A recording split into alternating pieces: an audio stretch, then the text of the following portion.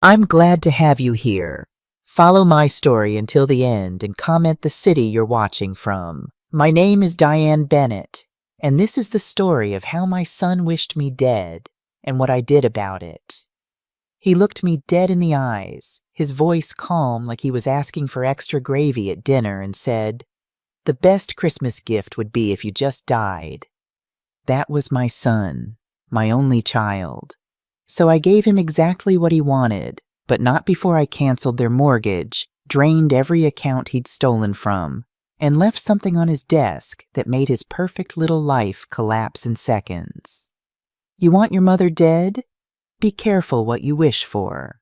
It happened 3 days before Christmas in the house I helped buy, but never truly belonged in.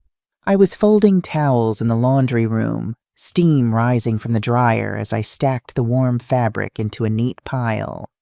The door was cracked open just enough. I hadn't meant to eavesdrop. I wish I hadn't.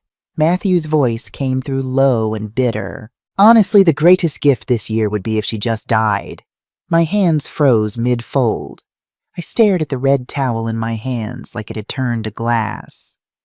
Lauren's voice followed, casual, like they were discussing what to have for dinner. You said it, not me. The silence that came after was worse than the words themselves. My son, my only child. I waited, heart pounding, hoping he'd laugh it off. Say he was joking. Say anything that would erase what I'd just heard. But he didn't. He just sighed. It's exhausting, her being here all the time. We can't keep doing this. I pressed my palm to the counter to steady myself. The towel slipped to the floor. I didn't care. She's not dying anytime soon, Lauren said with a sigh of her own. Guess we'll just have to suck it up until then. I backed away from the door before I screamed or cried or collapsed. My knees barely held me up as I climbed the stairs to the in-law suite they so generously let me live in. My room, the one they never let me decorate. The one without locks. I sat on the edge of the bed, staring at nothing until my vision blurred. My fingers reached for the notebook I kept in the drawer beside the bed, the one with grocery lists and reminders to refill my blood pressure medication. I turned to a fresh page and wrote it down word for word. The greatest gift this year would be if she just died. I read it again, then again, trying to convince myself I'd misheard. But I hadn't. My own son, the baby I carried through 28 hours of labor, wished me dead so he could have a more peaceful Christmas. The man who'd cried at his father's funeral and called me his hero. The boy who once made me a Mother's Day card that said, "Even when I'm a grown-up, I'll take care of you like you take care of me." I thought about all the times I'd left extra money in his kitchen drawer when they were tight that month. The babysitting, the groceries, the 6 figures I gave them to buy this house. All of it meaningless now. I looked around my small space. The off-white walls they wouldn't let me paint, the single dresser, the folded blankets in the corner for when Emma and Noah wanted a sleepover with Grandma. They hadn't wanted one in months. My throat tightened, but no tears came. Just an ache, a deep hollow ache that spread through my chest and settled into my bones. It hadn't always been like this. Matthew used to call me every day after Thomas died. He'd check in, bring me dinner, ask about my day. "Mom, you shouldn't be alone," he'd said. "Move in with us. We've got the perfect space, and the kids would love having you around." I believed him. God help me, I believed every word. I sold the home Thomas and I had built together. Our sanctuary with the rose garden I'd tended for 20 years and the kitchen where I'd taught Matthew to bake. I gave them $120,000 for the down payment on this house, with the understanding my name would be on the deed too. Just in case, Thomas would have said. Thomas, if he could see me now. I stood and walked over to the closet, opened it, stared at the suitcases I hadn't touched since moving in 3 years ago. The small one still had the airline tag from the cruise I canceled when Matthew lost his job. I bent down, unzipped it, and pulled out the envelope I'd taped inside the lining years ago. The one labeled Plan B in Thomas's handwriting. Thomas always said, "Trust people with your heart, not your money." I hadn't listened when he was alive, but I remembered his words now as I took out the co-ownership contract and the deed with my name still on it. Matthew never filed the updated paperwork, never paid the lawyer to finalize removing me. Said he'd get to it. He never did. I pressed the paper flat on the bed. My hands didn't shake anymore. They felt steady, calm, like they finally remembered how to protect me. I picked up the pen and wrote 4 more words under Matthew's quote. "I heard you, Matthew. I stayed in that room most of the night, barely blinking. I couldn't sleep. Every time I closed my eyes, I heard his voice again. The greatest gift this year would be if she just died." My own son. I didn't know what stung more, those words, or the way Lauren didn't even flinch when he said them, like it was just true, like my death would be a relief. The next morning I sat at the kitchen island sipping lukewarm coffee, pretending my stomach wasn't twisting in knots. Matthew walked in first, rubbing his eyes like a child who'd overslept. "Morning," he muttered. I didn't answer. I couldn't. If I opened my mouth, I might scream. Lauren followed in her usual matching athleisure set and full makeup, barely glancing at me as she scrolled on her phone. I watched them move around the kitchen like nothing had happened, like they hadn't shattered me the night before. "You okay?" Matthew finally asked. "You look pale." "Just tired," I said. "I didn't sleep much." "You should try melatonin," Lauren offered without looking up. "It works wonders." I wanted to laugh. I wanted to stand up and ask, "Does melatonin fix having a son who wants you dead?" Instead, I stirred my coffee and nodded. My eyes drifted to the living room where the Christmas tree blinked softly. Emma and Noah had made paper snowflakes last week and taped them to the windows. I'd helped. I always helped. Every year since I moved in, I made sure the holidays felt magical for them. Stockings, crafts, even the stupid matching pajamas Lauren insisted on for Instagram. 3 years ago, when Matthew called in tears after his loan fell through, I sold my home, the one their father and I built together. I wired $120,000 to his account that same week, and when the realtor asked whose name was going on the deed, I said both. Matthew promised I'd always have a place. "You'll live with us," he said. "The kids will love having you close." I believed him.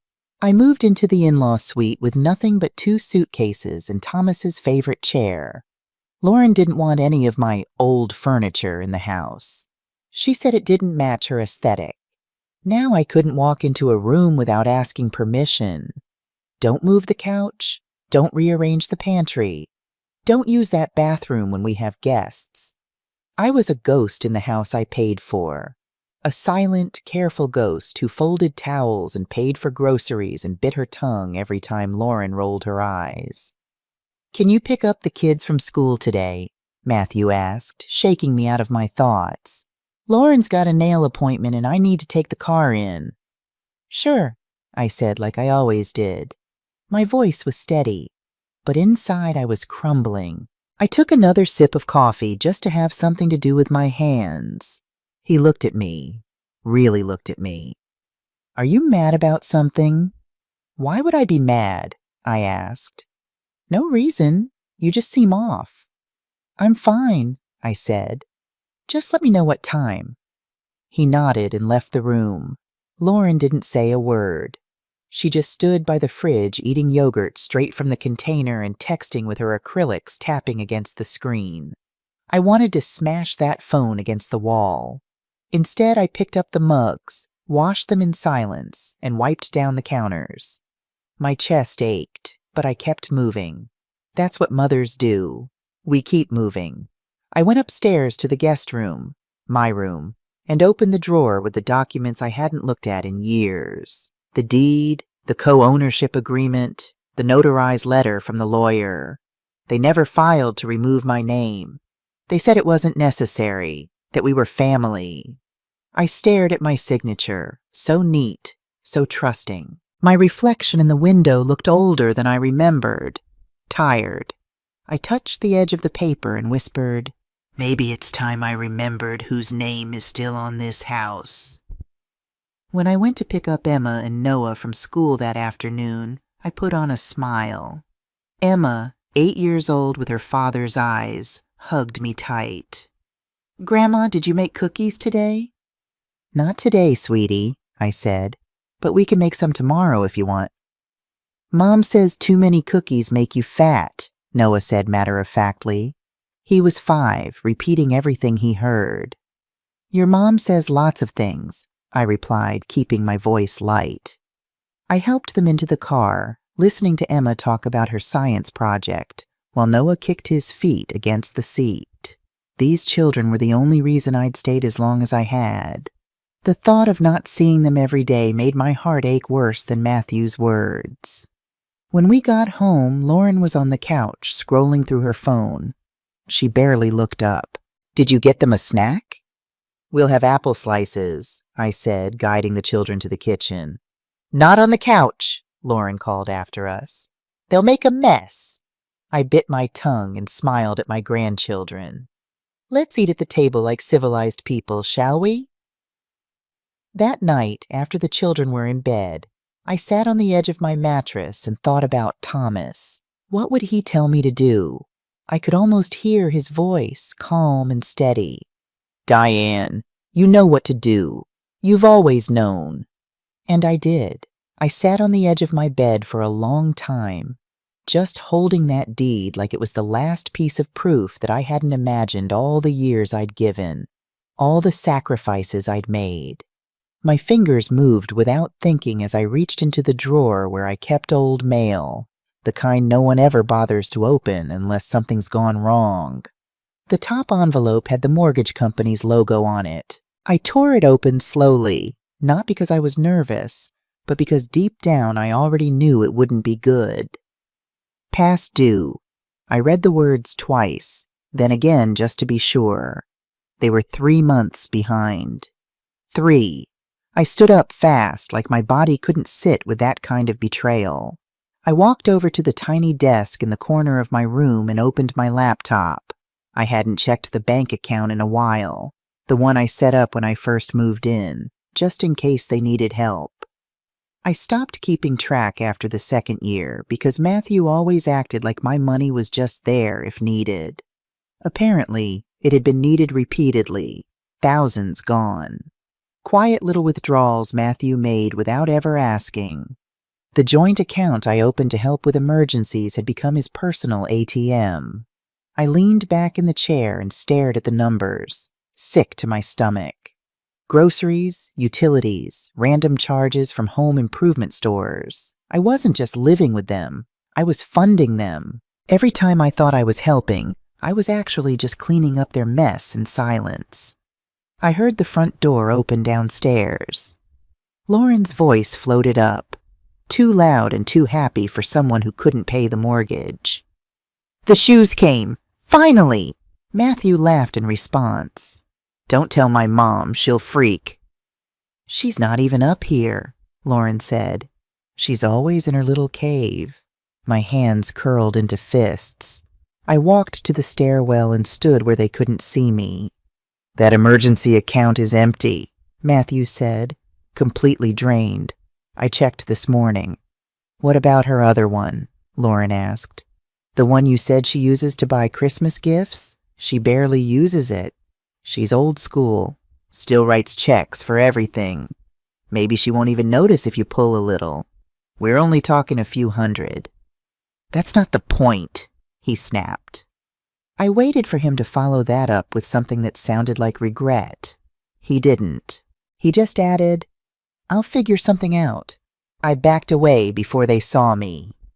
I sat back down at the desk, heart pounding so hard it was difficult to breathe. I clicked into the other account, the one I hadn't touched since Thomas died. My small safety net, just over $18,000 still there, untouched, hidden from them. Because for once, I'd listened to my gut instead of my heart. I closed the laptop and stood, pacing the room, whispering to myself, "You're not crazy. You're not overreacting. They've been bleeding you dry." My head buzzed with questions I didn't want answers to. How many times had I bailed them out without even knowing it? How many groceries were bought with my card? How many bills paid just this once with money I wasn't supposed to touch? I thought that was the worst of it. But then I heard Matthew's voice behind me. "Hey, Mom, you got a second?" I turned slowly. He stood in the doorway, all fake smiles and easy charm. "Sure," I said, keeping my voice even. "What's going on?" "Lauren and I were thinking maybe after the holidays we could talk about rearranging some of the finances just to make things smoother." "Smoother for who?" I asked. "For all of us," he said quickly. "I mean, you've got money sitting in that emergency account. Maybe we should consolidate, put everything under one umbrella so nothing falls through the cracks and you can manage it." "Well, yeah," Lauren chimed in from the hallway. "I mean, I already handle most of the bills. It just makes sense." I let the silence hang there long enough for Matthew to shift uncomfortably. "I'll think about it," I said. "But that money is still mine." "Of course," he said. "I just meant—" "No," I cut in. "You meant what you said, and I heard you. All of it." He blinked. "What?"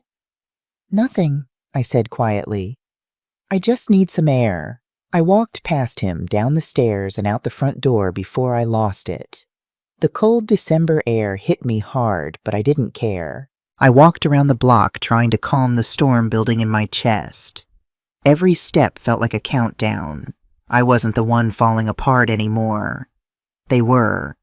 And they had no idea how close I was to walking away and taking everything with me. I walked until my legs burned. When I came back, no one asked where I'd gone. Matthew was on the couch watching a game.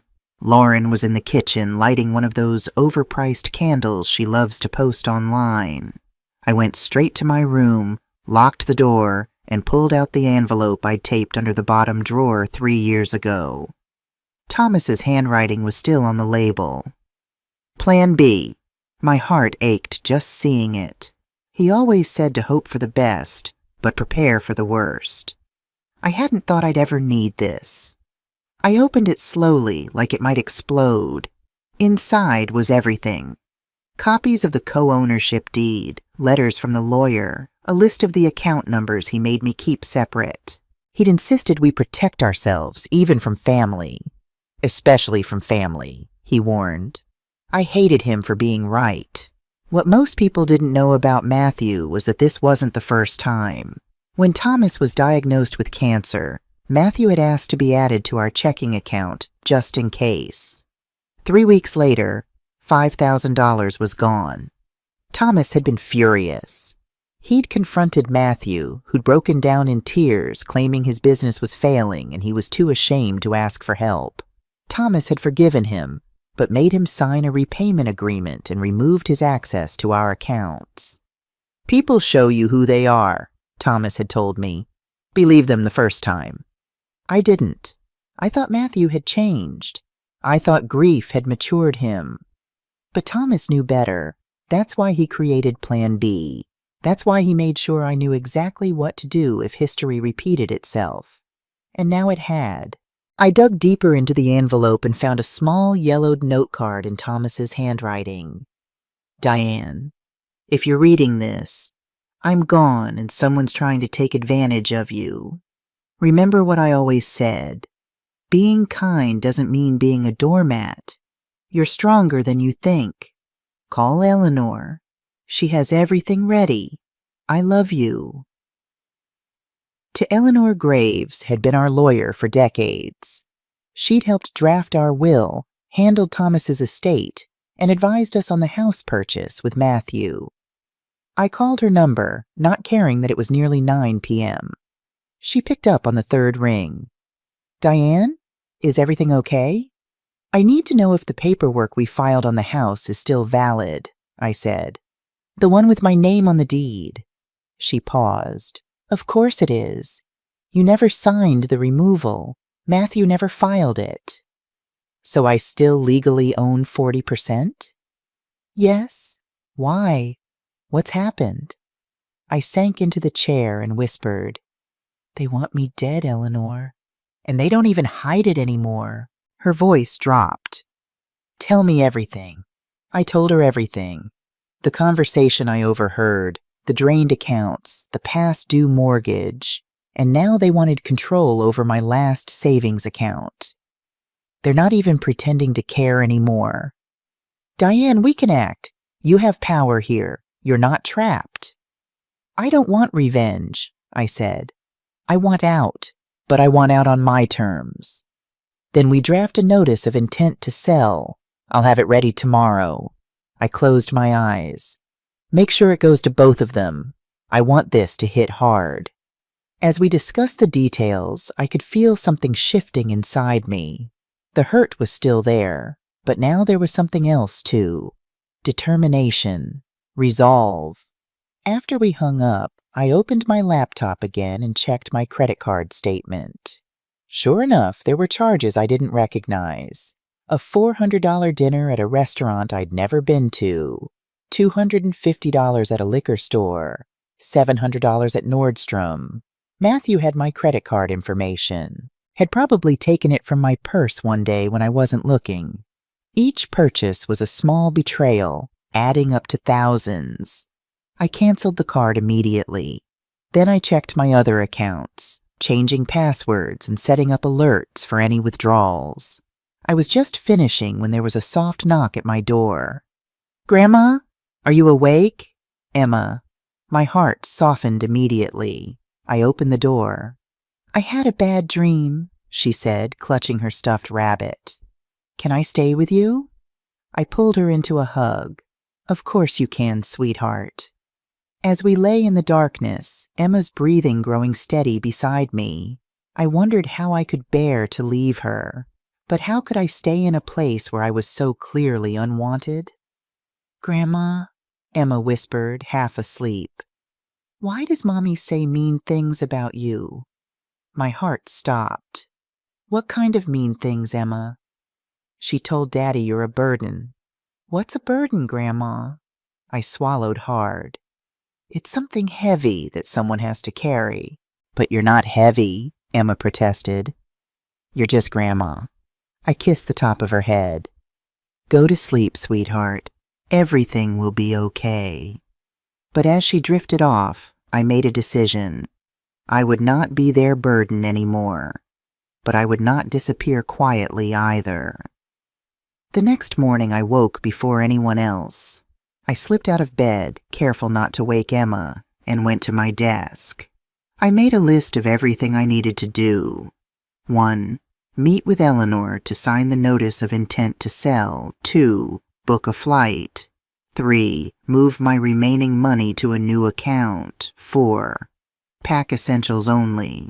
I had just finished the list when Matthew knocked on my door. Emma had gone back to her room. Mom, got a second? I opened the door. Yes? He looked uncomfortable. About yesterday. I didn't mean to upset you. It's just things are tight right now, and I thought maybe we could streamline our finances a bit. Things are tight because you've been 3 months behind on the mortgage, I said calmly. His face paled. You opened that letter? It was addressed to the homeowners. That includes me. Mom, I can explain. No need. I understand completely. You've been using my money to cover your expenses while buying Lauren designer shoes and going out to fancy dinners. How did you? I checked my credit card statement. Quite the spending spree you've been on. He ran a hand through his hair, a gesture so like his father it made my heart ache. I was going to pay it all back. I just needed to get through this rough patch. Like you paid back the $5,000 you took from your father when he was dying of cancer? That hit home. He took a step back like I'd slapped him. That was different. I was young. I made mistakes. And now? What's your excuse now, Matthew? You're not young anymore. You're a grown man with children. You don't understand the pressure I'm under. Lauren expects a certain lifestyle. The kids need things. The business isn't doing well, and I've got investors breathing down my neck. I nodded slowly. I see. And that justifies stealing from your mother? I wasn't stealing. I was borrowing. Without asking. Without telling me. That's stealing, Matthew. He looked away. What do you want me to say, Mom? That I'm sorry? Fine, I'm sorry. But what was I supposed to do? Let them turn off our electricity? Let the bank take our house? Our house, I repeated. The one I helped pay for. The one I still legally own part of. His eyes narrowed. What are you saying? I'm saying I'm done being your personal ATM. I'm done being treated like a burden in my own home. So what, you're going to throw us out on the street? Your own grandchildren? I shook my head. No, Matthew, I'm giving you a choice. You can either buy out my share of the house, or we can sell it and split the proceeds according to the original agreement. We don't have that kind of money. Then I suggest you start looking for somewhere else to live. He stared at me like he'd never seen me before. Maybe he hadn't. Maybe this was the first time he was seeing me as a person with feelings and rights, not just his mother who would give and give until there was nothing left. You're bluffing, he said finally. I smiled, a small, sad smile. Call Eleanor if you don't believe me. The paperwork is already being drawn up. His face darkened. You've been planning this. All this time, you've been plotting behind our backs. No, Matthew, you've been stealing behind my back. I'm just protecting what's mine. He turned and stormed out, slamming the door behind him. I could hear him stomping down the stairs, calling for Lauren. I took a deep breath and picked up my phone. I had a call to make. I called the airline and used the points I'd been collecting for a decade. The woman on the other end sounded cheerful when she said, And where will you be flying, Ms. Bennett? Paris. My voice didn't shake. One way. I'd always wanted to go to Paris. Thomas had promised we'd go for our 40th anniversary. He died 3 months before. After I booked the flight, I packed my suitcase. Not in a panic, not because I was scared, but because I was done. I folded each piece of clothing like I was folding away the version of me that tolerated too much for too long. I packed light, just the essentials, 1 suitcase, 1 handbag, my passport. I wasn't running away. I was moving forward. As I zipped the suitcase, Matthew knocked again. Mom, got a second? I kept packing. Sure. He stepped in, saw the suitcase, and frowned. Going somewhere? Thinking about it. Is this about earlier? Look, I was just frustrated. Things are tight right now. I know they are, I said without looking at him. That's why I'm leaving. You don't have to do that. No, I turned and met his eyes. I really do. Is this about the money? Mom will figure it out. You don't need to stress. I tilted my head. So why did you empty the joint account? He blinked. It was an emergency. Which one? The mortgage, the credit cards, or Lauren's new shoes? Don't do this, he said, voice getting sharper. We're family. You stopped treating me like family the day you said my death would be a gift. His face went pale. You heard that? Every word. I walked past him and opened the top drawer, pulled out the legal envelope and handed it to him. What's this? My answer. I watched his hands shake as he opened it. You're forcing a sale, or we can buy you out. Your choice. You can't be serious, Mom. I'm flying to Paris in 2 days. Believe me, I've never been more serious. He stared at the paper. We don't have that kind of money. Then you better find it because Plan B is already in motion. Plan B? What are you talking about? Your father knew this day might come. He prepared me for it. He knew you, Matthew. Better than I did. Matthew's face crumpled. You're doing this now? At Christmas? You made it very clear what kind of Christmas gift you wanted from me. He threw the papers on the bed. Fine. Do whatever you want, but don't expect to come back when you realize you've made a mistake. Don't expect to see the kids. That hurt more than anything, but I kept my face neutral.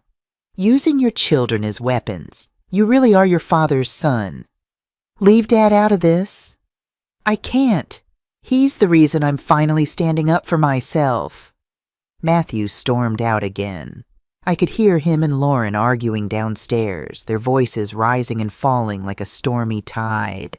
I finished packing, then sat down at the desk one more time. I wrote 3 letters, one for Emma, one for Noah, and one for the woman I used to be. To Emma, I explained that I wasn't leaving because of her, that I loved her more than all the stars in the sky, and that I would always be just a phone call away.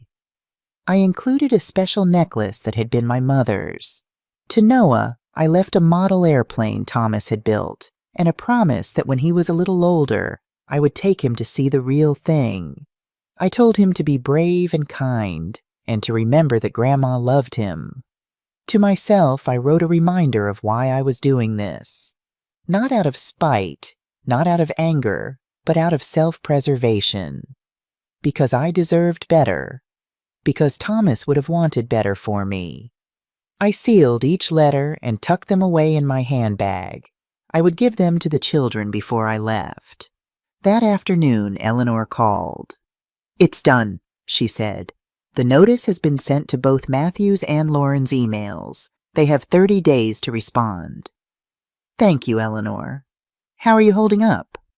Better than I expected. It's like, once I made the decision, a weight lifted. That's the weight of finally respecting yourself, Diane. Thomas would be proud. After we hung up, I went downstairs. The house was quiet. Matthew and Lauren must have gone out. The children were at school. I walked around the ground floor, touching things, saying goodbye in my own way. The kitchen where I'd taught Emma to make sugar cookies. The living room where Noah had taken his first steps. The dining room where we'd had our last Christmas as a family. I was in the middle of the living room when Lauren burst through the front door, face red with fury. What the hell is this? She demanded, waving her phone in my face. The email from Eleanor was on the screen. Exactly what it looks like, I said calmly. A notice of intent to sell. You can't do this. This is our home. It's my home too. At least it was supposed to be. She glared at me, her perfectly made-up face twisted with anger.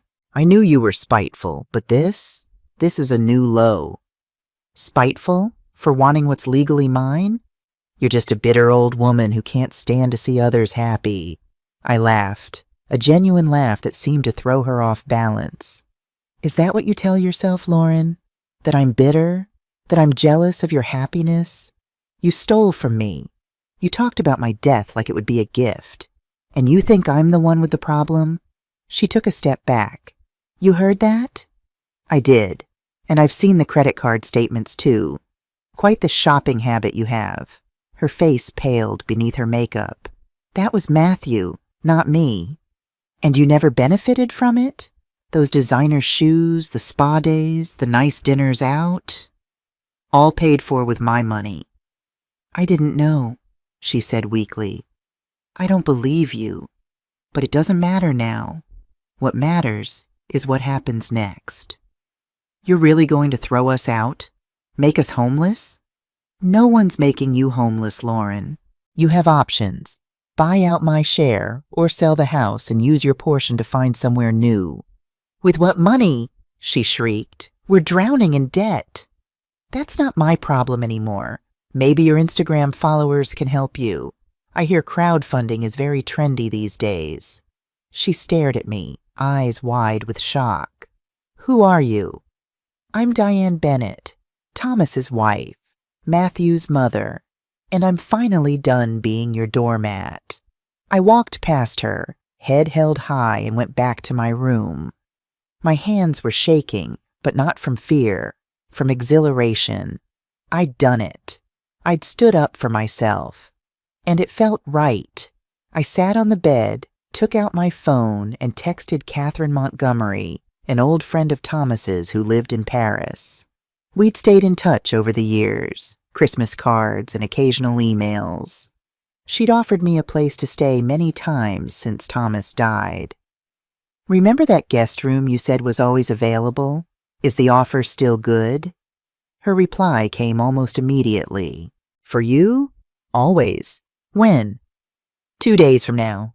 Just for a while until I figure things out. Stay as long as you need. I'll have wine waiting. I smiled at my phone. It had been so long since someone had simply been kind to me without expecting anything in return. The rest of the day passed in a blur. Matthew came home, tried to argue, then tried to bargain. When neither worked, he went silent, sullen, refusing to look at me. Lauren alternated between tearful pleas and venomous insults. I remained calm through all of it. Their emotions weren't my responsibility anymore. I woke up the next morning to the sound of Lauren screaming. At first, I thought something had happened to the children, but then I heard Matthew's voice from downstairs. I don't know, okay? I paid it. Well, I thought I did. I walked to the top of the stairs and saw them both standing in the kitchen, faces red and wild. The Christmas tree in the living room was dark. No lights, no music, no fake fireplace crackling on the TV. It was December 23rd, and the power had been shut off. This can't be happening, Lauren snapped, slamming the fridge door. We have guests coming tomorrow. My mother is flying in from Chicago. We'll figure it out, Matthew said. Just calm down. Calm down. Did you forget to pay the electric bill? No, I thought, walking down the stairs slowly.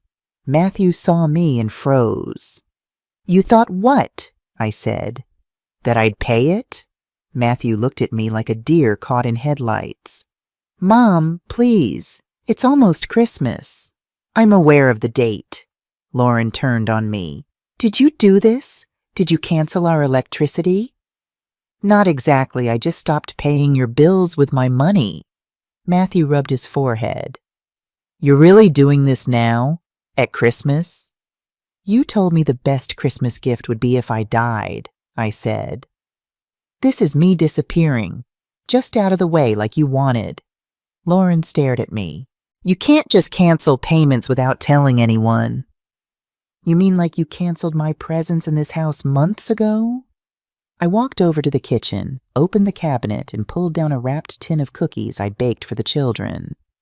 You made your choice. I'm making mine.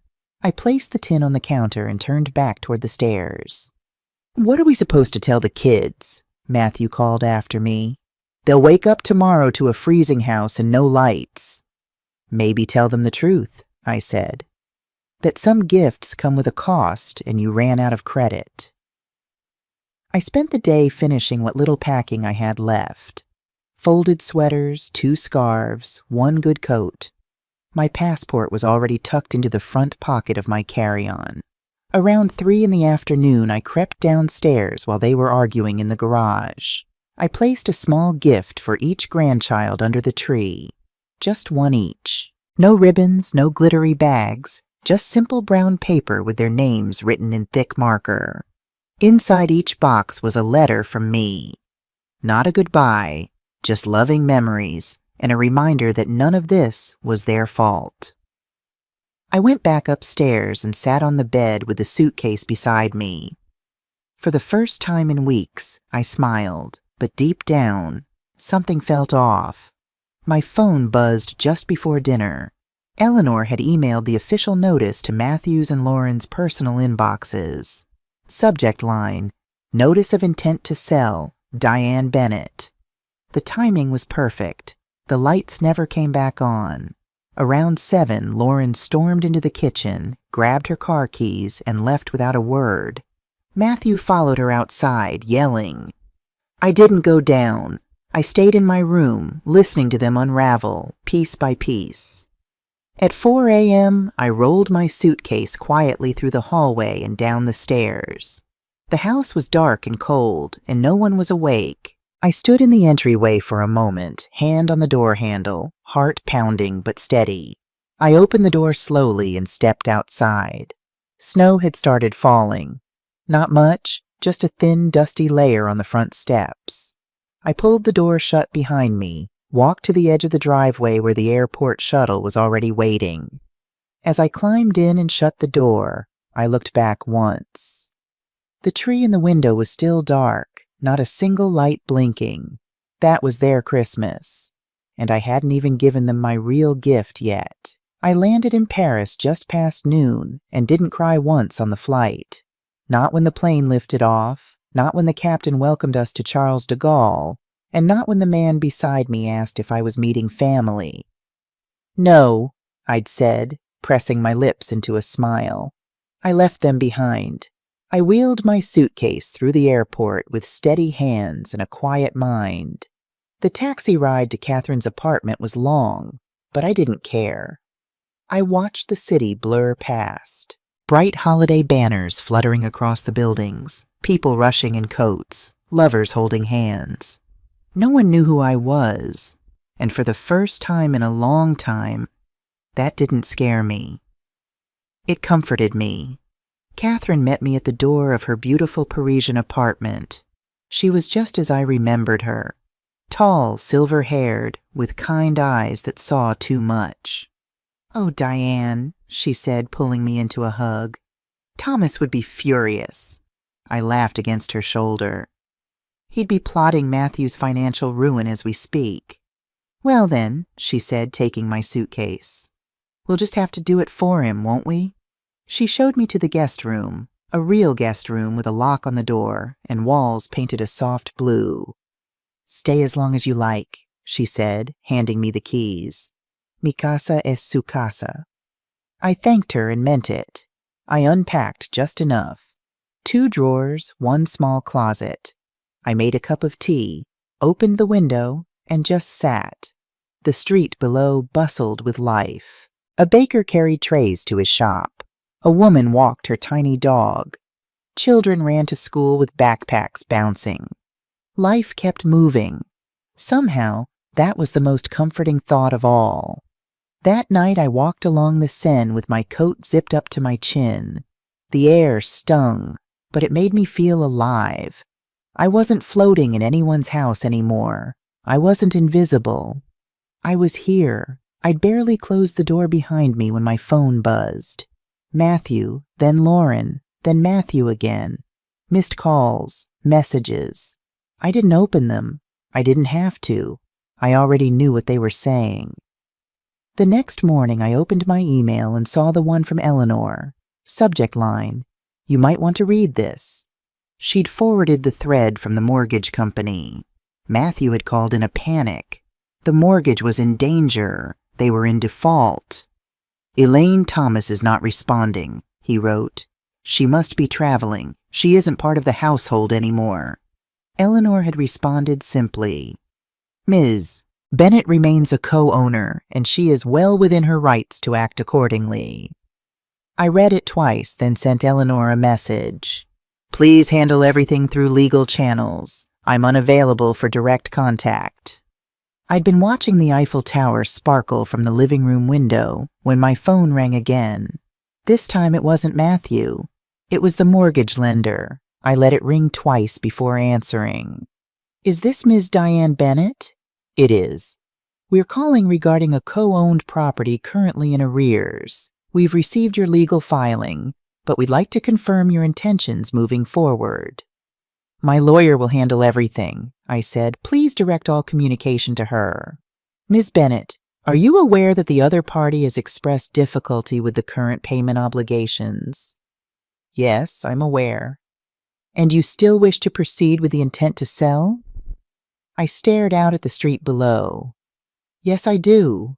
After I hung up, I turned my phone over and placed it face down on the table. I wasn't running. I wasn't hiding. I was claiming space for the first time in years. I made a list on the back of a grocery receipt.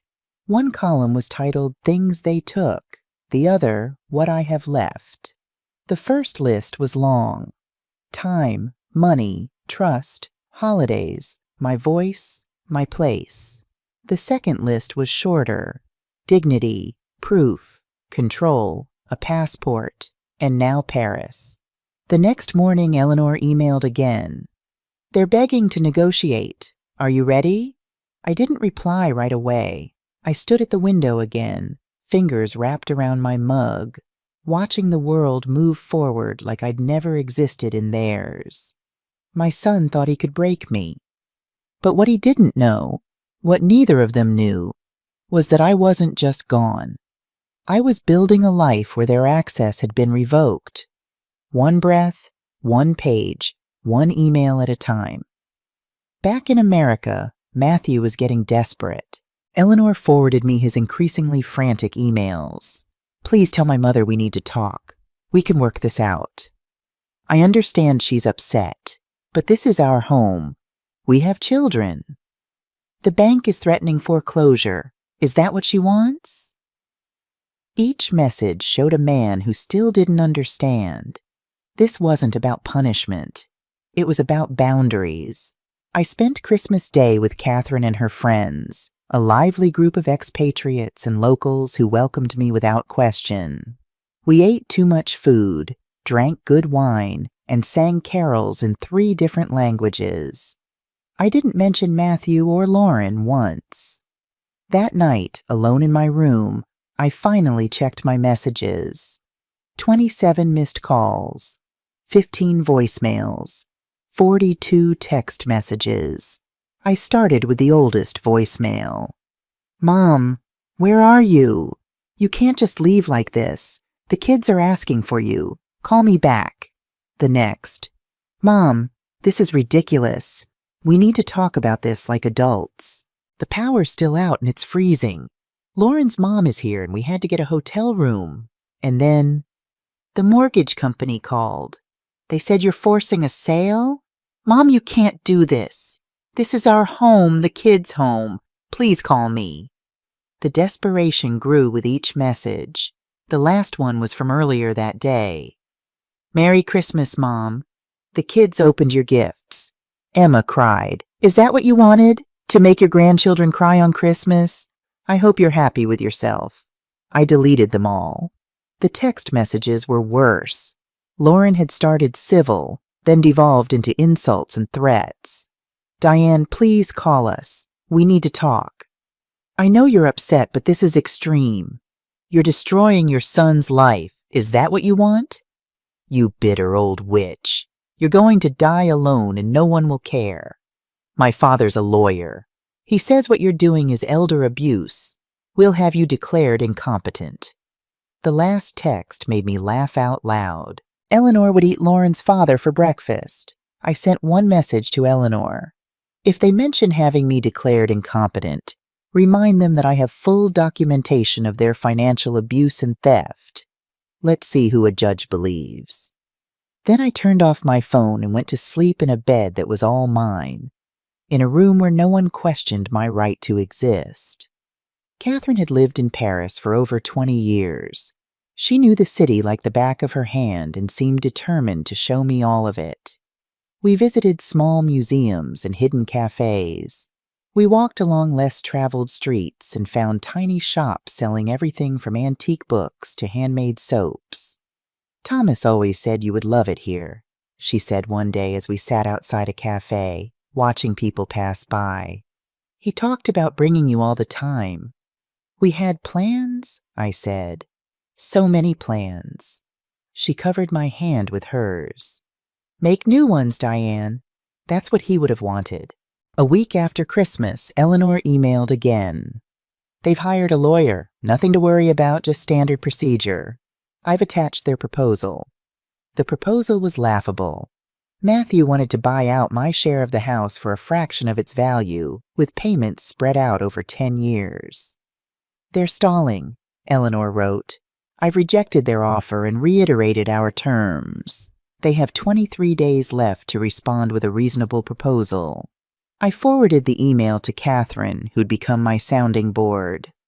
They're hoping you'll crack, she replied, that you'll get homesick or feel guilty and come crawling back. She was right. Matthew knew all my buttons. He'd been pushing them his whole life. But I wasn't the same woman who left that dark house on Christmas Eve. I was stronger, more resolved. I called Eleanor. No negotiations on the price. They pay market value or we sell. Understood, she said. How are you, Diane? Really?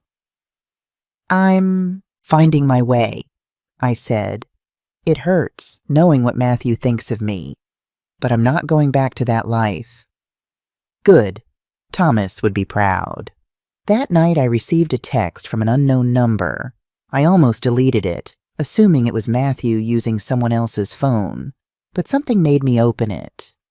Grandma, it's Emma. I'm using Mrs. Wilson's phone from next door. I miss you. Noah does too. Daddy says you're never coming back. Is that true? My heart shattered. I read the message 3 times before responding. I miss you too, sweetheart. So much. I'm not coming back right now, but that doesn't mean I won't see you again. I love you and Noah more than all the stars in the sky. Where are you? I'm in Paris. It's a beautiful city in France. Like in Ratatouille? I smiled through tears. Just like that, only fewer talking rats. Mom says you hate us now, that you're trying to make us homeless. My hands shook with anger. How dare Lauren put that on her child? Emma, listen to me. I could never hate you or Noah. Ever. And I'm not trying to make anyone homeless. Your parents and I have grown-up problems to work out. But none of it is your fault. I promise. Can I call you sometimes? Of course you can. Anytime. But maybe you should ask your parents first. They'll say no. Then we'll find another way. I promise. I love you, Emma. I love you too, Grandma. I clutched the phone to my chest and cried, really cried for the first time since I'd left.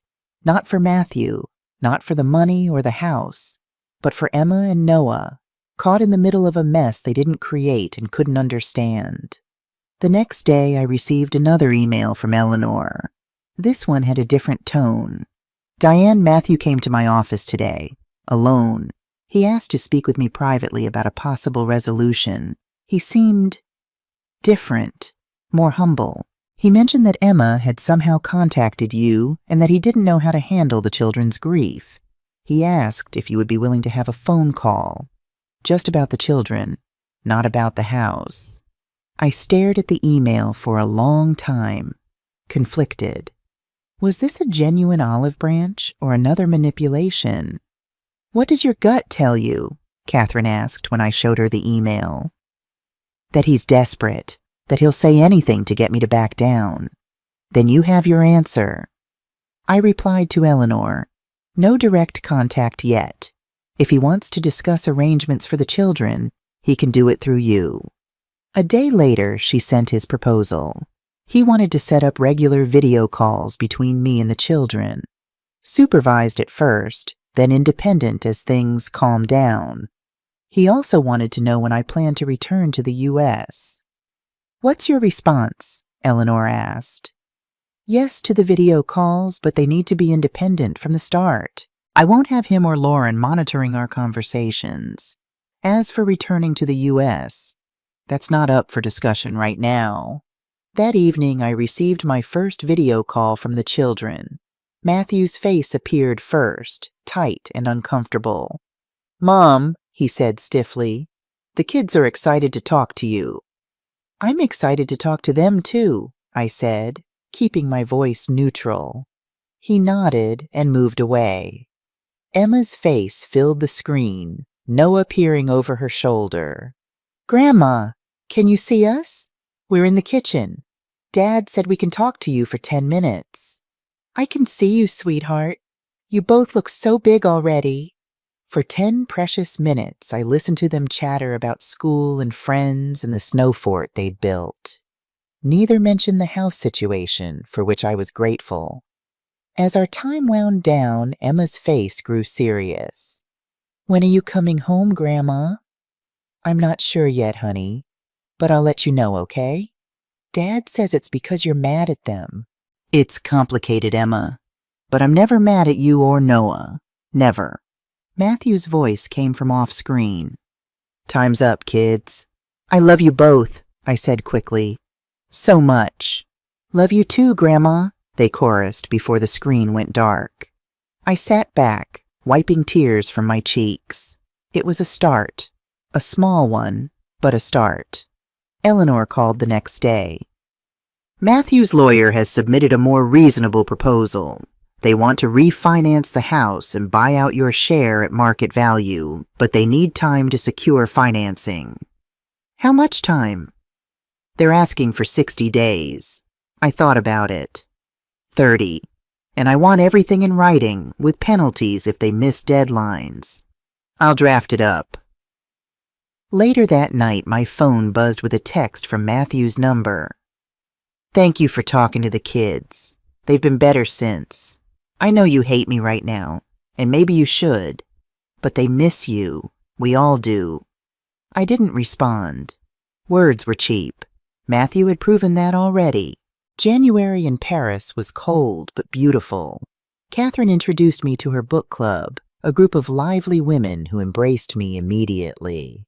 I started taking French lessons 3 times a week with a patient teacher named Philippe, who never laughed at my terrible accent. Slowly, I built a routine. Mornings for French lessons, afternoons for exploring the city, evenings for reading or talking with Catherine. I video called Emma and Noah twice a week, their faces the only link to my old life. I wasn't happy exactly. The pain was still there, a dull ache that flared when I saw families together or when something reminded me of Thomas. But I was content, building something new. Eleanor kept me updated on the legal proceedings. Matthew and Lauren had secured preliminary approval for refinancing, but needed to improve their credit score before final approval. They'd made the first mortgage payment on time, a miracle in itself. "They're trying," Eleanor said. "I'll give them that." "Trying doesn't erase what they did," I replied. "No, it doesn't, but it's something." I waited until the first week of January, not out of kindness, but because I wanted the silence to stretch. I wanted them to sit in it. Cold nights, overdue bills, no idea where I'd gone or if I was ever coming back. Then I mailed the letter. Not an email, not a text, not a call. A real letter sealed in a plain white envelope with Matthew's name on the front in my handwriting. I knew he'd recognize it. I paid extra for next day delivery, and then I waited. It didn't take long. 2 days later, my phone buzzed with an incoming video call from him. I didn't answer. A minute later, another from Lauren. Then her text. "How dare you?" I smiled and set the phone down on the coffee table. I'd written the letter with care. No rage, no insults, just truth. Hard, uncomfortable truth. I detailed every dollar I'd contributed, every payment I made, every sacrifice they'd forgotten. I wrote about the night I overheard them, the power outage, the silence, the lies. And then I wrote the final paragraph. This house was a gift. So was I. You lost both. You can either refinance the mortgage on your own or sell and downsize. Either way, I'm done covering for people who only see me as a burden. Consider this your final Christmas gift. Matthew called again and again. I finally answered on the 3rd try. "What were you thinking?" he snapped. "You mailed that letter like this. You gave me no choice. You humiliated us. You humiliated me first, repeatedly." "We didn't mean it." "Yes, you did." I kept my voice steady. "And now you get to live with it. Do you have any idea what you've done?" I gave you exactly what you asked for. I disappeared." He paused, and for a second I thought I heard him choke up. "You blindsided us, Mom." "No," I said softly. "You just weren't paying attention." I ended the call before he could respond. I sat back on the couch, took a deep breath, and looked out the window at the narrow Parisian street below. A couple walked by, laughing. A man in a scarf carried a baguette under one arm. Life kept moving. I hadn't thought about revenge when I wrote that letter. It wasn't about revenge. It was about reclaiming something that had been chipped away at for years. My worth. That letter wasn't written to hurt. It was written to end the bleeding. To stop pretending that love means letting yourself be drained dry. Later that night, I got one more message from Lauren. Just one sentence. "You've ruined us." I read it twice, then deleted it without replying. Their ruin wasn't my doing. It was their entitlement, their manipulation, their belief that I'd keep giving no matter how cruel they became. My only crime was finally saying no. I poured myself a glass of wine, sat by the window, and opened the little notebook I'd started keeping. At the top of the next page, I wrote one word, freedom, and just below it, another. Finally. I hadn't planned on responding. I really hadn't. But when Matthew sent that last message, "You owe us at least a conversation," something inside me snapped. I stared at the screen, heart pounding, lips pressed tight. Then I called him. 1 ring, 2. He picked up. "You finally decided to talk." "This isn't a conversation," I said. "It's clarity. We're your family, Mom. You're the people who watched me cook, clean, pay, babysit, and still whispered that I was in the way." He went quiet. "You said the greatest gift would be if I just died. Remember? I didn't mean it like that. But you said it, and you meant it enough that Lauren said it in front of you, and you didn't stop her. You're twisting everything." "No," I said calmly. "I'm finally seeing it straight. We didn't ask you to leave like that. You ghosted us, left the kids confused. I left letters for each of them. I made sure they'd never blame themselves. Can you say the same?" "We're drowning, Mom. The mortgage is underwater. Lauren's mom backed out of helping. We're selling furniture to stay afloat. You built a house on a foundation I paid for, and now that I've stepped away, it's collapsing. That's not on me." "So what? You just abandoned us?" "No, I'm holding you accountable. We're not bad people. You're not evil," I said. "But you were selfish. You were entitled. And you treated me like a live-in ATM with no feelings. That's over. What do you want from us?" "Nothing. That's the point," he sighed. "So that's it. No, you'll hear from Eleanor. She's drawing up the documents. The house will be sold. You'll get your share after I take mine back. What's left is yours to rebuild with." "What's left? There's barely anything left." "Then maybe you'll finally understand what it's like to start over." I hung up. My hands were shaking, but not from fear. Relief. I stood up, walked to the mirror above the fireplace, and looked at myself for a long time. Not to check my hair or makeup, just to see who I was now. Not a ghost, not a doormat, not the woman who quietly disappeared to make others comfortable. I was someone who drew a line and stood behind it. I was someone who stopped bleeding for people who never offered a bandage. That night I went out for dinner alone, a little restaurant near the Rue Claire. The waiter asked if I was celebrating something. I almost said no. Then I smiled. "Yes, I am." I didn't explain. I didn't know him that. I didn't know anyone anything anymore. When I got back to the apartment, I poured a glass of wine and sat down to write in my notebook again. This time I titled the page, "What I Will Never Do Again." I wrote, "I will never beg to be respected. I will never explain myself, to people who only listen to respond. I will never call it love if it leaves me empty. My phone buzzed once more. A photo from Matthew. The Christmas tree half lit, ornaments sparse, kids asleep in the background. No message, no caption, just the image. I stared at it for a few seconds, then turned my phone off and closed the notebook. I wasn't swimming back. That bridge had burned, and I didn't miss the smoke. A week later, Eleanor emailed with news. Matthew's financing fell through.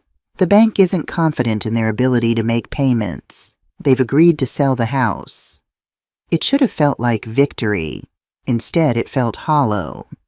They're asking if you'll allow them 60 days to find a new place and move out, Eleanor continued. They've also requested that you not attend any of the showings or closing. They say it would be too difficult for the children. I thought about it. They can have the 60 days, and I won't come to the showings, but I want to be at the closing. It's my house, too. Eleanor agreed to present my terms. That night, I video called the children. Emma answered, her face somber. Grandma, we're moving. I know, sweetheart. Dad says it's because you don't want us to live here anymore. My heart sank. That's not true, Emma. Sometimes grown-ups have disagreements about money and houses, but it has nothing to do with you or Noah. We're going to live in an apartment. It's small. Noah and I have to share a room. Sometimes change can be scary, I said gently. But you know what? When I moved to Paris, I was scared too, and now I like it here. Really? Really, and you'll make your new place special too. I know it. She seemed to consider this. Will you come see us in our new place? I'd like that very much, when you're all settled. Promise? I promise. After we hung up, I sat for a long time, thinking about promises. I'd promised Thomas I'd be strong. I'd promised myself I wouldn't be used anymore. I'd promised Emma I'd visit. Some promises were harder to keep than others.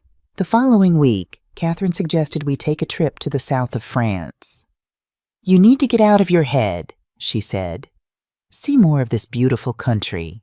We spent 5 days in Nice, walking along the promenade, eating fresh seafood, and talking about everything except Matthew. The Mediterranean sparkled in the winter sun, a shade of blue so perfect it seemed unreal. On our last night there, sitting on the balcony of our hotel room, Catherine asked the question she'd been avoiding. Will you ever forgive him, Diane? I watched a boat move slowly across the horizon. I don't know. He's your only child. And I'm his only mother. That didn't stop him. She nodded. Fair enough. I miss who I thought he was, I admitted. The son who loved me, who respected me. I don't know if that person ever really existed. People can change, she said. For better or worse. I'm not ready to find out which direction he's changing. When we returned to Paris, there was an email waiting from Eleanor. The house was officially on the market. She'd attached photos of the listing. I barely recognized it. They'd staged it beautifully, removing all traces of the life we'd lived there. No toys scattered on the floor, no mismatched furniture, no family photos on the walls. It looked like a magazine spread. Perfect and soulless. The realtor expects it to sell quickly, Eleanor wrote. The market in your area is hot right now. I closed the email without replying. I didn't care anymore. Let them sell it. Let them move on. I was already gone. February brought unexpected news. Eleanor called on a Tuesday morning, her voice unusually tense. Diane, there's something you should know. I was reviewing Matthew's financial disclosures, and something caught my eye. He received an inheritance 3 years ago from his grandmother on Thomas's side. Martha? She left him money? Quite a bit, nearly $50,000. I frowned. I didn't know that. According to the will, it was supposed to be split between Matthew and you. Equal shares. My breath caught. Are you saying he kept my portion? It appears so. The executor sent checks to both of you, but yours was sent to Matthew's address since you were living there. He cashed both. The betrayal hit me like a physical blow. This wasn't just opportunistic theft. This was premeditated, calculated. What do we do? I asked. We can file a claim against his portion of the house proceeds. With interest, your share would be about $27,000. Do it, I said without hesitation. And Eleanor? Don't warn him. Let him find out at closing. She hesitated. Are you sure? This could damage any chance of reconciliation. What reconciliation? He stole from me. Repeatedly. Intentionally. He wished me dead, Eleanor. There's no coming back from that. After we hung up, I paced the apartment, anger building with each step. I thought I'd processed everything, but this new betrayal reopened wounds I thought were healing. I picked up my phone, finger hovering over Matthew's contact. I wanted to confront him, to hear him try to explain away this latest theft. Instead, I deleted his number. Some bridges should stay burned. The house sold 3 weeks later for slightly above asking price. The closing was set for March 15th. Do you still want to attend? Eleanor asked. Absolutely. Matthew has requested that you reconsider. He says it will be awkward and uncomfortable for everyone. I'll bet he does, I said dryly. But I'll be there. This is my closure too. I booked my flight back to the U.S., a round trip this time. I would attend the closing, visit the children in their new home, and then return to Paris. I wasn't ready to move back permanently. Maybe I never would be. Catherine drove me to the airport, concern etched on her face. Are you sure about this? Seeing them again? No, I admitted. But I need to do it anyway. For me. She hugged me tight. Call me if you need an escape plan. I will. The flight back was different this time. I wasn't running away. I was walking back in with my head held high, facing the mess I'd left behind, but on my terms.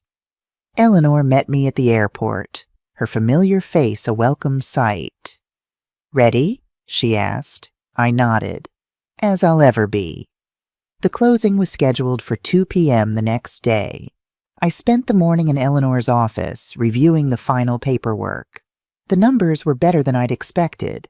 After paying off the mortgage and accounting for my stolen inheritance, I would walk away with just over $140,000. Matthew and Lauren would get about $60,000. Not enough to buy another house in this market, Eleanor noted, but a decent start somewhere else. At 1:45, we arrived at the title company. I was nervous, but determined. This was the end of a chapter I never wanted to revisit.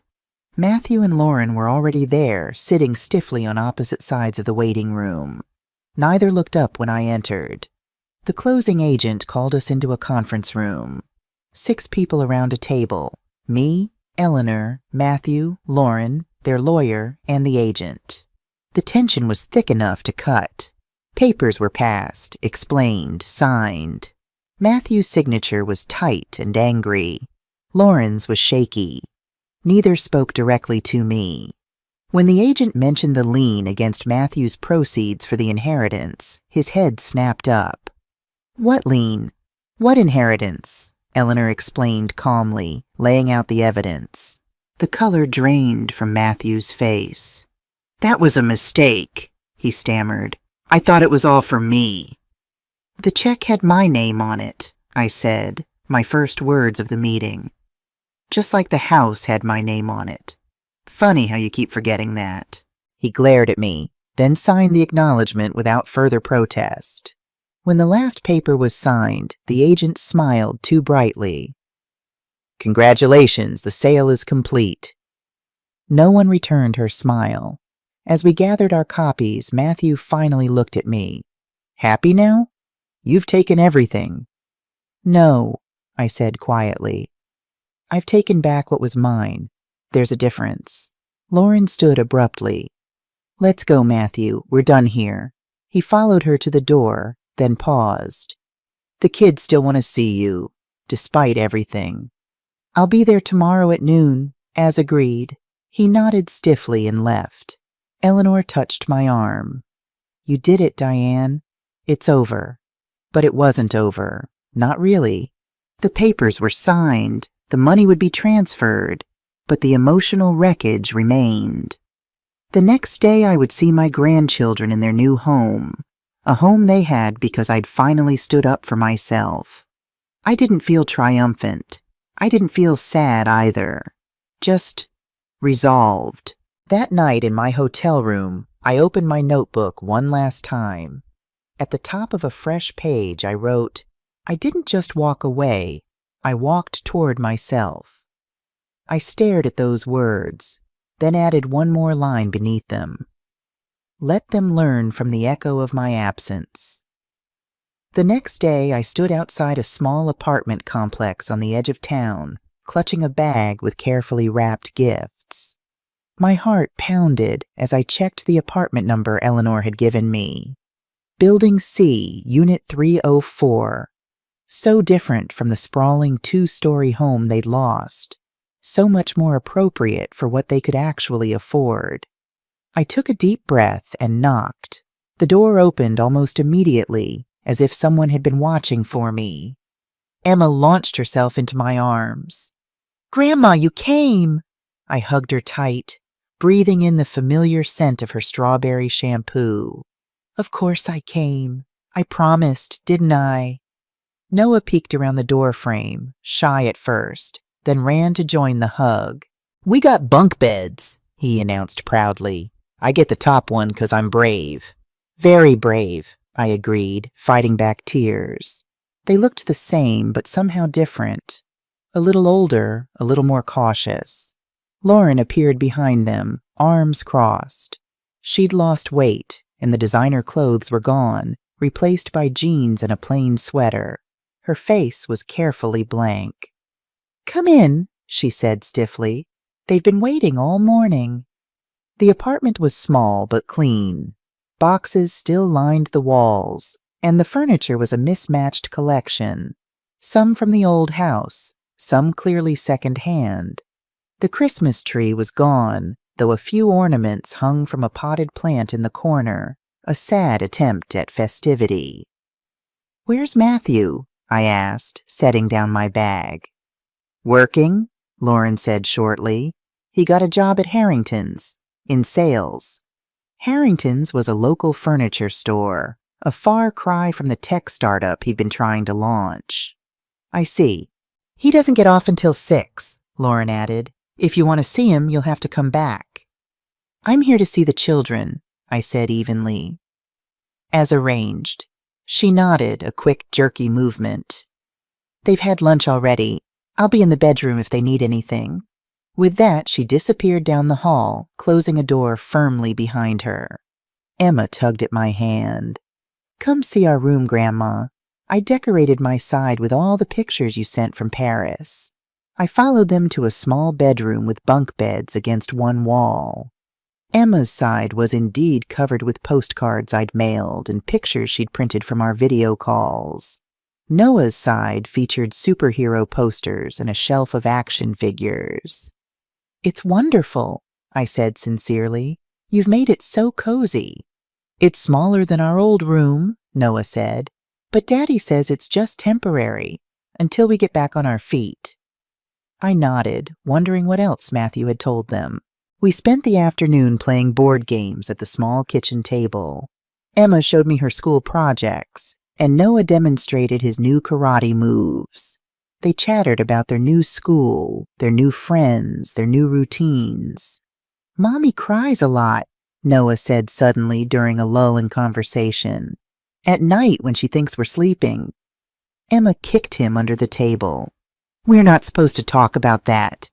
It's okay, I said gently. Moving can be hard for grown-ups, too. Daddy says we have to be extra good now because money is tight, Emma said, lowering her voice. He says we can't ask for toys or treats for a while. My heart ached. Children shouldn't have to worry about such things. That's why I brought presents, I said, retrieving the bag I'd brought. Nothing extravagant, just some things I thought you might like. For Noah, I'd found a detailed model airplane kit. This was the kind your grandfather loved to build, I told him. Maybe your dad can help you put it together. For Emma, a beautiful journal with a Parisian scene on the cover. For all your stories and secrets, I said, everyone needs a private place for their thoughts. Thanks, Grandma, they chorused, genuinely delighted with gifts that would have seemed modest compared to what they were used to. We were still admiring their presents when the front door opened. Matthew stood in the doorway, still in his work clothes, khaki pants and a blue polo with the Harrington's logo. He looked tired, defeated, older than his 35 years. "Mom," he said, his voice flat, "didn't expect you to still be here." "We were having such a good time," I said, keeping my tone light for the children's sake. I lost track of the hours.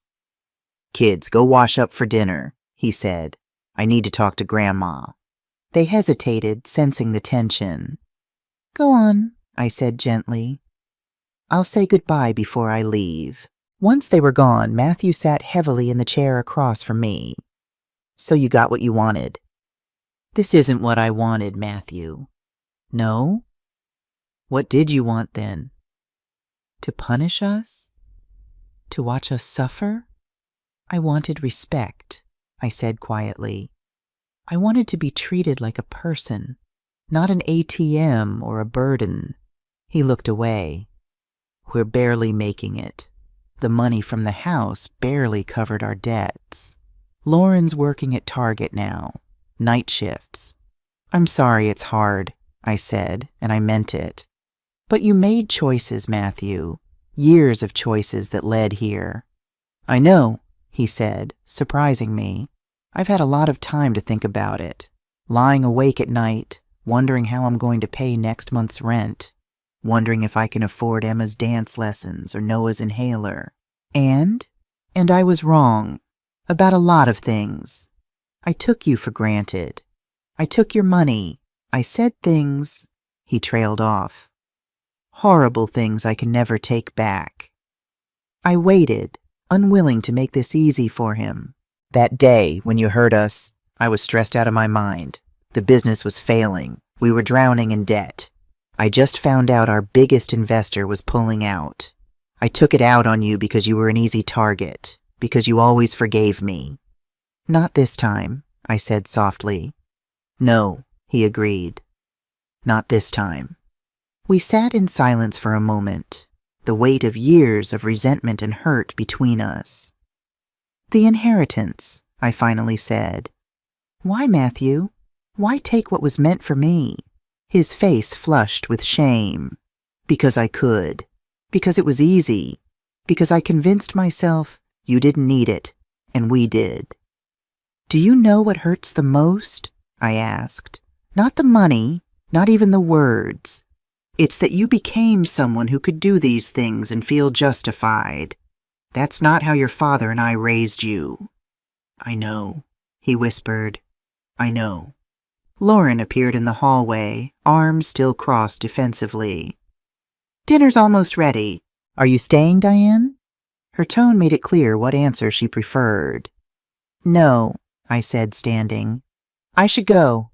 I promised Catherine I'd call tonight." "Catherine?" Matthew asked. "My friend in Paris, the one I'm staying with." "So you're going back," he said. Not a question. "Yes, I have a life there now. Friends, French lessons, a book club." "The kids will be disappointed." "I'll still video call them. And maybe they can visit me someday. Paris is beautiful in the spring." He laughed bitterly. "On what money, Mom? We can barely afford groceries." Before I could respond, Emma and Noah came running back in.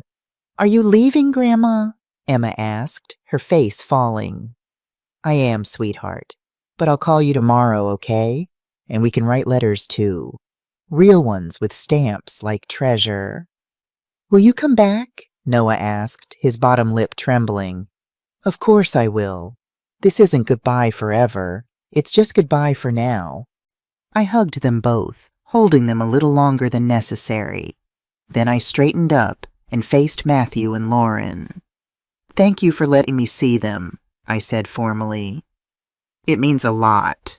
Matthew nodded. Lauren said nothing. As I gathered my coat, Matthew followed me to the door. "Mom," he said, his voice low so the children couldn't hear. "I know I have no right to ask, but we're really struggling. The kids need—" "No!" I cut him off. "I won't be your safety net anymore, Matthew. You'll figure it out. People do." His face hardened. "Right, of course. Silly of me to ask. I'm not being cruel," I said. "I'm being honest. You need to stand on your own feet, for your sake as much as mine."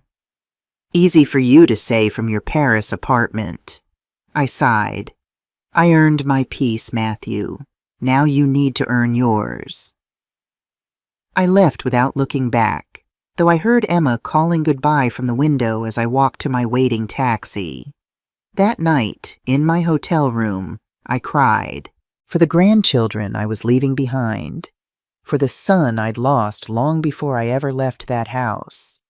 For the family we could have been if greed and entitlement hadn't poisoned everything. But I didn't cry for my decision. That, at least, I was sure of. The next day, before my flight back to Paris, I met Eleanor for coffee. "How was it?" she asked. "Seeing them in their new place?" "Hard," I admitted. "The children are confused. Matthew's angry. Lauren's bitter." "And you?" "Sad, but resolute." She nodded. "I've drawn up the paperwork transferring your portion of the sale proceeds to your French bank account. Once that's done, you'll have no financial ties to Matthew at all." "Good," I said. "That's what I want." "Diane," she said hesitantly, "Thomas would understand. You know that, right? You didn't fail him by protecting yourself." I blinked back tears. "How did you know I needed to hear that?"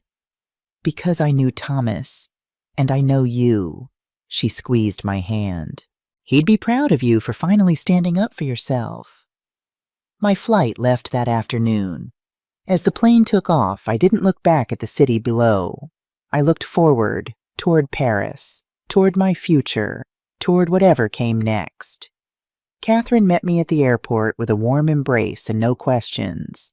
She let me process in silence during the taxi ride home, respecting that I needed time. It wasn't until we were back in her apartment, glasses of wine in hand, that she finally asked, "So how was it?" "Like visiting the aftermath of a natural disaster," I said. "Devastating, but inevitable." "And Matthew?" "Working at a furniture store. Humbled, but still expecting me to rescue him." "And did you?" "No," I said firmly. "That part of our relationship is over." She nodded approvingly. "Good. And the children?" "That's the hardest part," I admitted. "They're innocent in all this. They don't understand why their world has changed." "Children are resilient," Catherine said. "And they have you, even from a distance. That matters." I sipped my wine, letting the familiar comfort of Catherine's apartment wrap around me. I keep waiting to feel guilty, to feel like I should go back and fix everything, but I don't. "Because you didn't break it," she said simply. "They did." That night I slept better than I had in weeks. The visit had provided a kind of closure I hadn't realized I needed. I'd seen the consequences of my actions, and theirs. I'd looked my son in the eye and held my boundary. I'd hugged my grandchildren and promised them I'd still be in their lives. I'd done what I needed to do. March melted into April, and Paris bloomed. Catherine and I took long walks along the Seine, watching the city transform. We sat in cafes and talked for hours, sometimes about Thomas, sometimes about my new life, rarely about Matthew. I'd settled into a routine. French lessons 3 times a week, book club on Thursdays, Video calls with Emma and Noah every Sunday. I'd even started volunteering at a local English language library, helping with Children's Story Hour. The money from the house sale gave me freedom I hadn't had in years. I opened a new bank account, just for me, and started planning a trip to Italy in the summer. I bought clothes that fit my new life. Comfortable, but stylish.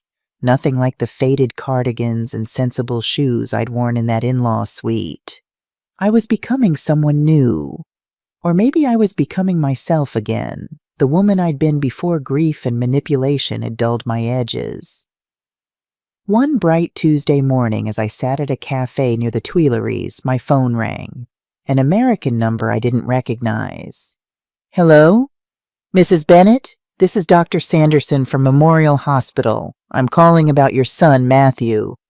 My heart stuttered. What happened? Is he all right? He's stable now. He suffered a severe panic attack that mimicked heart attack symptoms. He was brought in by ambulance early this morning. A panic attack? Yes. Quite common in cases of extreme stress. He's asked me to contact you.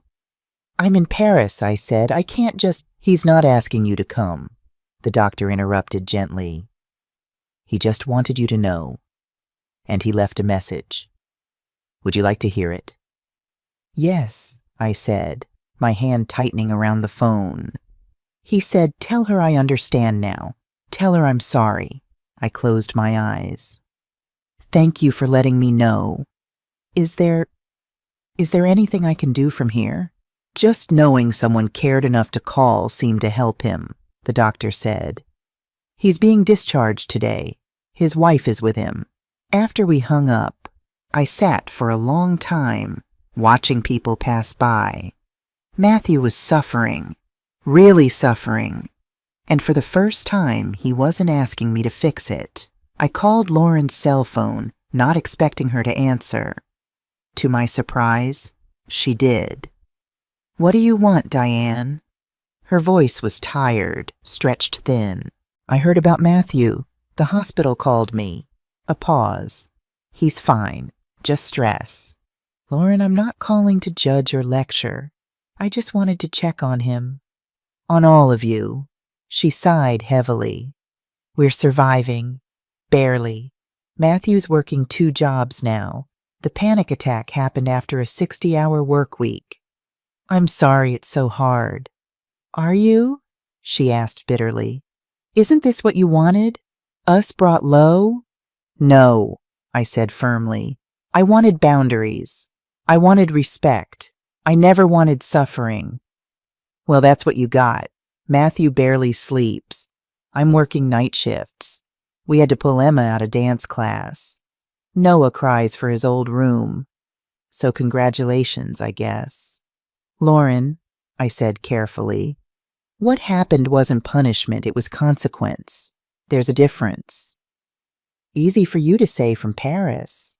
You're right, it is easier for me, because I made different choices. She was quiet for a moment. The kids miss you? I miss them too, every day. Matthew won't admit it, but he misses you too. He keeps that stupid airplane model you gave Noah on his nightstand. Won't let me move it. I didn't know what to say to that. I have to go, she said suddenly. My shift starts in an hour. Lauren, wait. How are the children, really? She hesitated. They're adjusting. Emma's having trouble sleeping. Noah's more clingy. They ask about you a lot. I'm still video calling them every week. I know, it helps. Another pause. Look, I know I haven't been fair to you. I was angry and scared, and it was easier to blame you than admit we messed up. It was the closest thing to an apology I'd ever heard from her. Thank you for saying that, I said quietly. Doesn't change anything, she added quickly. But yeah, I should go. Take care of them, I said. All of them. After we hung up, I ordered another coffee and pulled out the notebook I always carried now. I wrote down the conversation, word for word, trying to process what it meant. Lauren, acknowledging their mistakes. Matthew, working himself into the hospital. The children, caught in the middle. I thought back to my last entry. Let them learn from the echo of my absence. They were learning, but at what cost? That evening I discussed it with Catherine over dinner. You're not responsible for their struggle, she reminded me. They made choices, just like you did. I know, I said, but I can't help thinking about the children. What are you considering, Diane? I don't know. Not going back, certainly. But maybe something, some kind of olive branch. You're too kind, she said, shaking her head. After everything they did. Not kind, I corrected. Just human. They're still my family, even with all the hurt between us. Sleep on it, Catherine advised. Don't make decisions from guilt or pity. I took her advice. But that night, I dreamed of Thomas. We were walking in our old garden, the roses in full bloom. You always had the bigger heart, he said in the dream. It's why I loved you so much. They hurt me, Thomas, I told him. Deeply. I know, he said. And you were right to protect yourself. But now you're safe. Now you're strong. Now you can decide what comes next from a place of power, not fear. I woke with tears on my cheeks, but clarity in my mind. The next day, I called Eleanor. I need your help with something, I said. Something for the children. 2 days later, I received confirmation that everything was arranged. I sent Matthew a text message, the first direct communication since I'd left his apartment. Check your email. Not for you, for Emma and Noah. An hour later, my phone rang. Matthew. Mom, what is this? College funds, I said simply. For the children. Eleanor has set up educational trusts that will mature when they turn 18. I funded them with $20,000 each to start. I don't understand. It's simple, Matthew. I'm not bailing you out. I'm investing in their future. The money can only be used for education expenses. You and Lauren are the trustees until they're of age, but you can't access the funds for any other purpose. Silence. Why? He finally asked. After everything? Because they're innocent in all this. Because they deserve a future that isn't mortgaged by the past. Because I'm their grandmother, and this is what I can do for them from here. I don't know what to say. You don't have to say anything. Just make sure they know I love them. That I'm thinking about their future, even when I'm not there. Mom, His voice broke. I'm sorry. For everything. I know it's not enough, but I am. I see it all so clearly now. How I took and never gave back. How I blamed you for my failures. How I let Lauren treat you like you didn't matter. I let him talk, let him release the words he needed to say. I was so angry when you left, he continued. So sure you were punishing us out of spite, but you were just standing up for yourself. Like Dad always told you to. Yes, I said softly.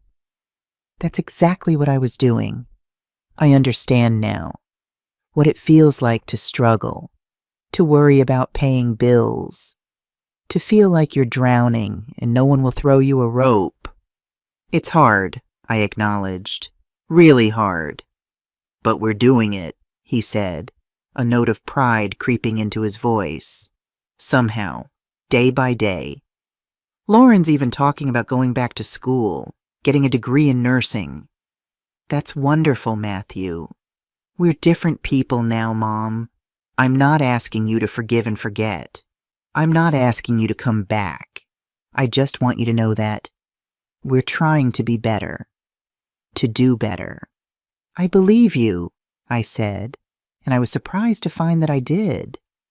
The kids would love to see you again, when you're ready, if you're ever ready.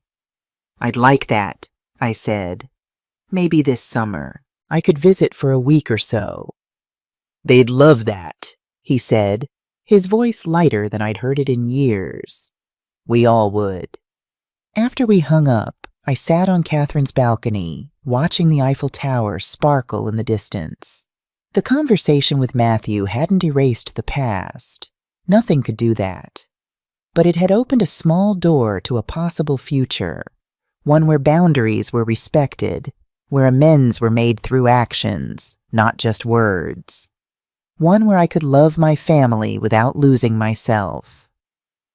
The final papers came through on a Tuesday morning. The apartment was quiet, except for the faint ticking of the kitchen clock. I sat with the documents in front of me, rereading every line. It was official now. The house was sold, the debt settled, the accounts cleared. Matthew and Lauren had received what was left. It wasn't much, but it was fair. My part had been removed cleanly and legally. The children's trusts were established and funded, all the paperwork of the life dismantled and rebuilt. I didn't feel triumphant. I didn't feel sad either, just still. I packed the folder, slid it into my desk drawer, and checked the clock again. I had a French lesson in an hour. As I gathered my books and notes, my phone buzzed with a new email from Emma using Matthew's account. Dear Grandma, Daddy helped me write this email. I miss you a lot, but I'm glad you're happy in Paris. My teacher says Paris is the city of light. Is that true? Do the lights stay on all night? Noah says hi too. He built the airplane with Daddy. It took 3 whole days. Mom is working at the hospital now. She wears blue clothes called scrubs. Daddy works a lot, but he reads to us every night. I'm learning to make my own lunch for school. Love you to the moon and back, Emma. Attached was a photo of Emma and Noah standing in front of their bunk beds, grinning widely. Emma was missing a front tooth. Noah was holding the model airplane. I wrote back immediately. Dear Emma and Noah, yes, Paris is called the City of Light, but not because the lights stay on all night, though many do. It's because Paris was one of the first European cities to use gas street lighting, and because during the Age of Enlightenment, Paris was a center of education and ideas. I'm so proud of you for learning to make your own lunch. That's a big step toward being independent. And Noah, the airplane looks wonderful. Your grandfather would be so impressed. I miss you both to the moon and back and around the stars, too. Love, Grandma. I added a photo I'd taken just yesterday. Me in front of the Louvre Pyramid, smiling in the spring sunshine. After sending the email, I gathered my things and headed out for my French lesson.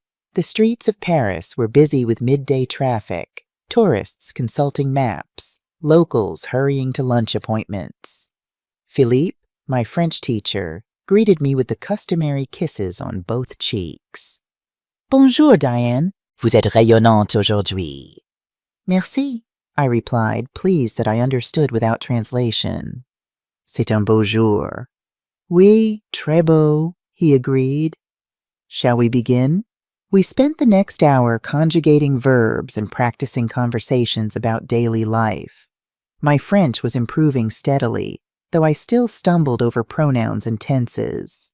You are making excellent progress, Philippe said as our lesson ended. Soon you will be dreaming in French. I laughed. I'm not sure about that, but I can order dinner without embarrassing myself now. Progress is progress, he said with a warm smile. À jeudi. À jeudi, I echoed, gathering my books. As I walked back to Catherine's apartment, I found myself thinking about progress, about how far I'd come since that cold December night when I'd overheard words that changed everything. I'd lost a home but found my voice. I'd left behind a family that took me for granted and built a community that valued me. I'd transformed from a woman who folded towels in silence to one who navigated Paris with growing confidence.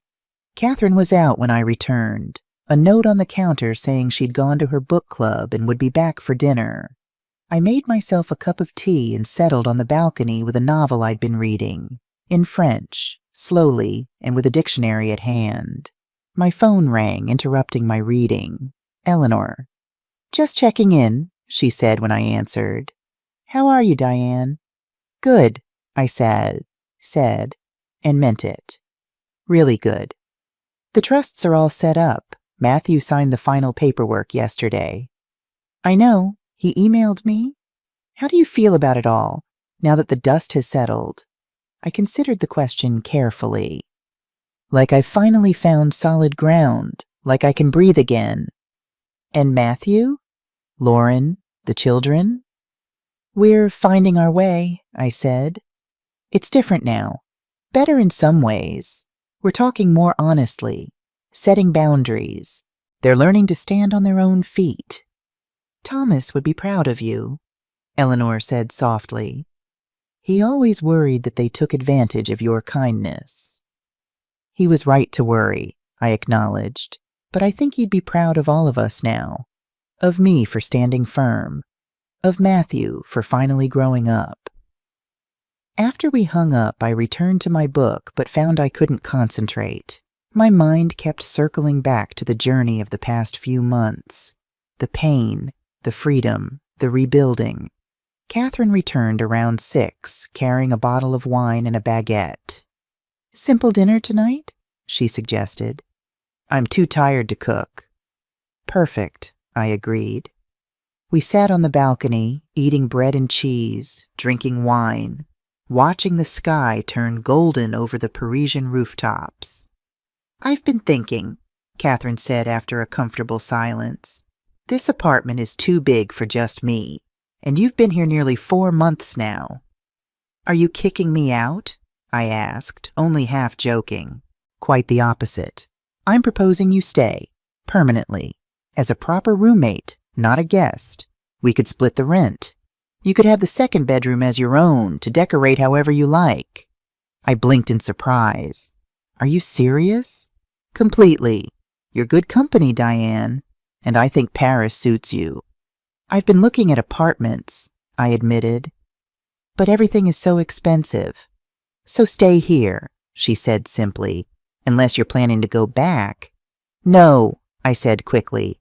"I'm not going back. Not to live, but I am planning to visit this summer, for the children." "As you should, but your home can be here, if you want it to be." Home, such a loaded word. For so long, home had been wherever Thomas was. Then it had been that sterile in-law suite in a house where I wasn't welcome. Now it could be this sunlit apartment with a friend who respected my space and valued my company. "I'd like that," I said finally. "Very much." Catherine raised her glass. "To new beginnings." I clinked my glass against hers. To new beginnings. That night I sent a text message to Matthew with a photo of the view from the balcony. "I'm staying in Paris, making it official, but I'll visit this summer, 2 weeks in July, if that works for everyone." His reply came quickly.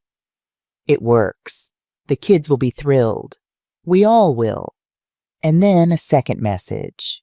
"I'm proud of you, Mom, for finding your happiness, for not letting us take it from you."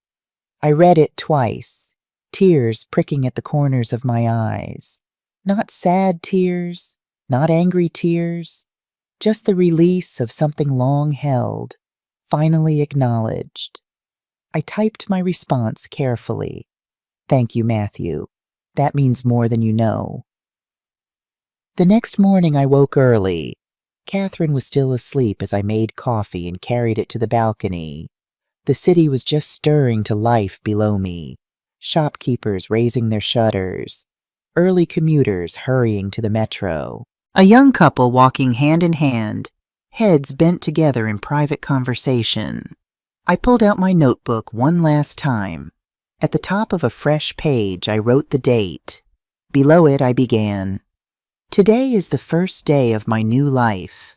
Not the one I planned, not the one I expected, but mine. Chosen freely, lived fully. Thomas, my love, I wish you were here to see it, to see me, standing tall again." But I feel you sometimes, in the moments between breaths, in the space between heartbeats, guiding me, loving me, reminding me that I was always stronger than I knew. Matthew is finding his way, Lauren too. They're learning the lessons we all must learn eventually, that actions have consequences, that love without respect is hollow, that true strength comes from standing on your own feet. The children are resilient, as children so often are. They're adapting to their new reality with more grace than the adults around them. They'll be okay. We'll all be okay. As for me, I'm learning French. I'm making friends. I'm discovering what Diane wants, what Diane needs, what makes Diane happy. It turns out, what I needed wasn't revenge or punishment or even justice. What I needed was to be seen, to be heard, to matter. I matter now, to myself most of all, and that has made all the difference. I closed the notebook and looked out over the city that had become my home. The sun was rising higher now, catching on windows and rooftops, turning ordinary buildings into gleaming beacons. The city of light, indeed. As the train of my life rolled forward, so did I, not toward revenge, not toward regret, but toward peace. The kind you earn, not the kind you beg for, the kind that no one can take away. If you followed my story this far, I want to thank you. Sometimes we need to hear that it's okay to walk away, that it's okay to demand respect, that it's okay to start over no matter your age. What would you have done in my place? Have you ever had to make a difficult choice for your own well-being? I'd love to hear your stories in the comments below. And if you enjoyed this journey, please consider watching 2 other stories that viewers have found helpful. I gave my daughter everything until I found her secret account. And after 40 years of marriage, I discovered what my husband really thought of me. Remember, it's never too late to find your voice. It's never too late to begin again.